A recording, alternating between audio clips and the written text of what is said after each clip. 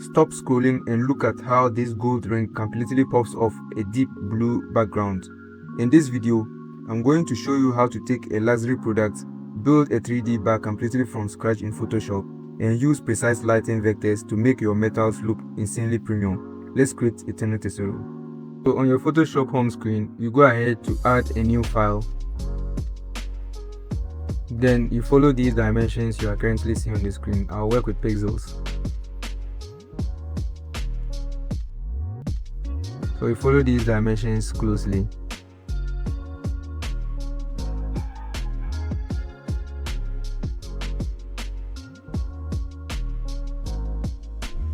Yeah, so your resolution, you leave it at 300. Go ahead and create. Good, so now your canvas is set. So you have to create your background. So you go and add an adjustment layer and pick solid color. As a professional graphic designer, color harmony is everything. We are using a deep navy monochromatic look here because it creates contrast with the warm gold, immediately telling your viewers' brain that this is a luxury product. Always pick your background based on the product's core color. So fast forward, we add our new empty layer and take polygonal lasso tool and begin drawing this particular selection.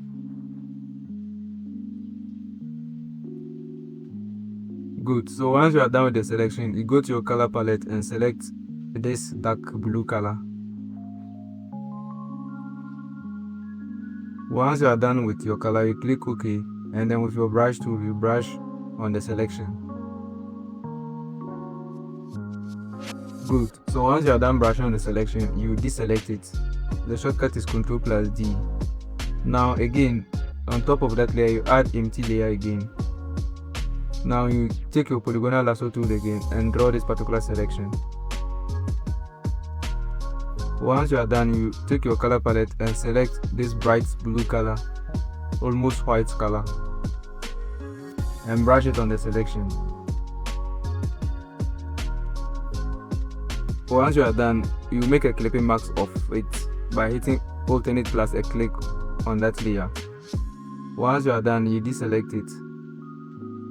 Now you apply Gaussian blur filter to it. You adjust your value, increase it a bit. Yeah, I think this works perfectly. Good. So let's change the blending mode to something that works perfectly. So yeah, I think this dodge is okay. Or let me try this.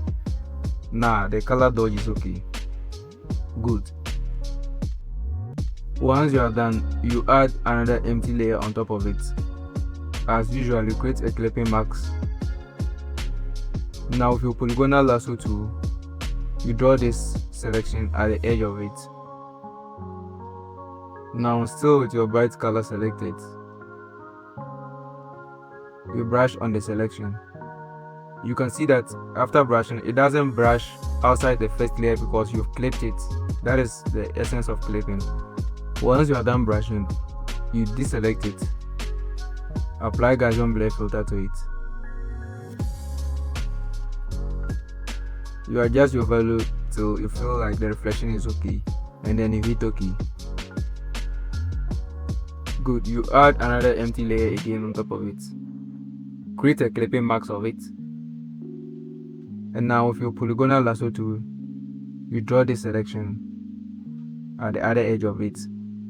Once you are done, you take your color palette, and this time I select a black color, a completely black color, and with your brush tool, just brush on the selection.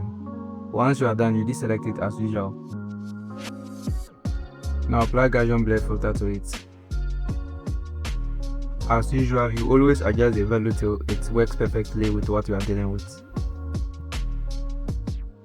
So what's next is you come to your background layer, click on it, and add a new layer on top of it. Now with your polygonal lasso tool, you just draw this selection right on top of it. Now still with your black color, you go ahead and brush on the selection. Once you are done, you deselect it. And now you apply Gaussian blur filter to it if you so wish.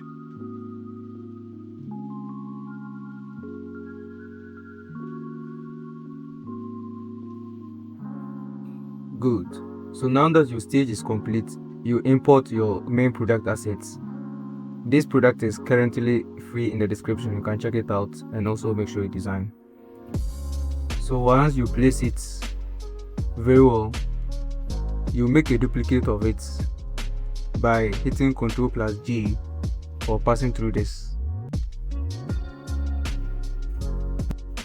Yes, so you now drag your duplicated layer right on top of under the first stage you drew. So once you are done, you go back to your top layer, take your polygonal lasso tool and draw this selection. You want to cut out that particular part and make it look like it is hanging right on top of the bar. So with your alternate key held, click on the max tool.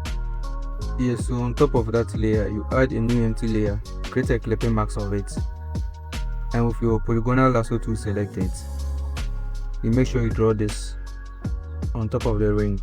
You want to create that realistic shadows of the ring, so make sure you follow the drawing closely.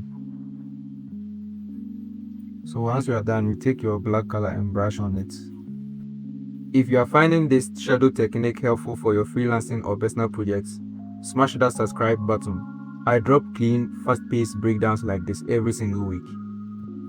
So right after deselecting it, you can apply Gaussian blur filter to it to make it blend smoothly. Once your value is okay, you hit OK. Yeah, so now you can add your text to your final design.